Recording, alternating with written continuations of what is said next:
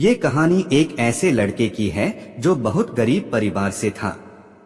पढ़ा लिखा था और बहुत दिनों से नौकरी की तलाश कर रहा था, लेकिन बहुत कोशिशों के बाद भी उसे अपने शहर में नौकरी नहीं मिल पा रही थी। ऐसे में उसने सोचा कि क्यों ना दूसरे शहर जाकर अपनी किस्मत को आजमाया जाए। क्या पता दूसरे शहर में उसे जल्दी नौकरी मिल जाए। अगले ही दिन उसने किसी से थोड़ा पैसे उधार लिए और ट्रेन का टिकट खरीदकर दूसरे शहर जाने की तैयारी करने लगे। अगले दिन वो दूसरे की शहर की तरफ रवाना हो गया। उसकी माँ ने उसे सफर में खाने के लिए एक टिफिन में रोटियां रख कर दी। गरीब लोग थे तो उनके घर में सब्जी एक ही टाइम बनती थी। ऐसे में उसकी माँ ने टिफिन में सिर्फ रोटियां ही दी थीं। जब उसका आधा सफर तय हो गया तो उसे भूख लगी। उसने टिफिन निकाला और रोटियां खाने लगा। जिस तरह से वो रोटी खा रहा था, उससे उसके आसपास बैठे लोग उसे बड़ी हैरानी से देख रहे थे। वह पहले रोटी तोड़ता और उस टुकड़े को टिफिन में डालकर अपने मुंह में डाल लेता।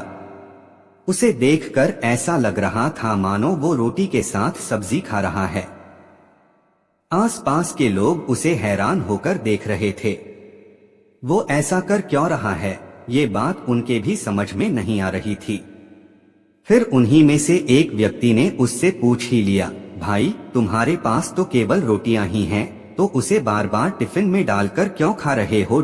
उस व्यक्ति की बात सुनकर उस लड़के ने कहा, मेरे पास केवल रोटियां ही है, लेकिन इस खाली टिफिन में रोटी डालकर मैं यह सोच रहा हूँ कि मैं रोटी के साथ अचार भी खा रहा हूँ।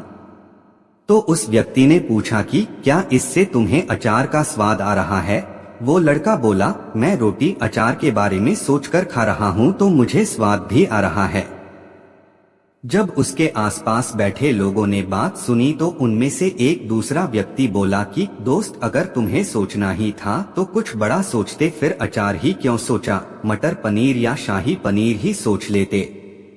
इस तरह तुम उनका स्वाद भी ले पाते और अपनी रोटियों को और भी मजे से खाते। ये छोटी सी कहानी हमें सिखाती है कि हम अक्सर उतना ही सोच पाते हैं जितनी हमारी हैसियत होती है, और बदले में हमें मिलता भी उतना ही है। हम अगर छोटी सोच रखेंगे तो हमारी कामयाबी भी छोटी ही होगी।